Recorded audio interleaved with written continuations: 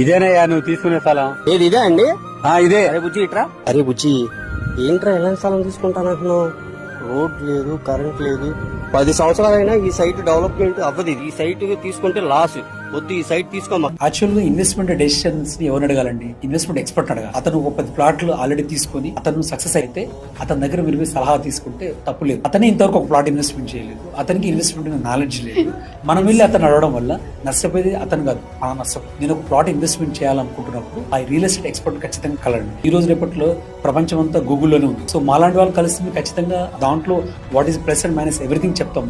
Based on your budget pros cons చెప్పడం జరుగుతుంది. దాన్ని బట్టి మీరు డెసిషన్ తీసుకుంటే మీరు ఖచ్చితంగా ఆ డెసిషన్ కరెక్ట్ అవుతుంది. అదేంటన్నా అలా అంటావు? 30 ఏళ్ల క్రితం మీ నాన్న మా నాన్న కలిసి స్థలం కొనడానికి వెళ్తే 4 సెంట్ల స్థలం 30,000కి తీసుకున్నాడు. ఇవాళ 4 కోట్లు అయ్యింది. మా నాన్న డబ్బును నమ్ముకొని ఏమి కొనలేక అలాగే ఉండిపోయింది. కానీ అప్పట్లో భూమిని నమ్మేవాళ్ళు ఇవాళ బాగుపడ్డారు. నాకు ఈ స్థలం కొనకపోతే ఫ్యూచర్ లో నేను పిల్లలకి ఏమి ఇవ్వలేని వాడిని అవుతాను.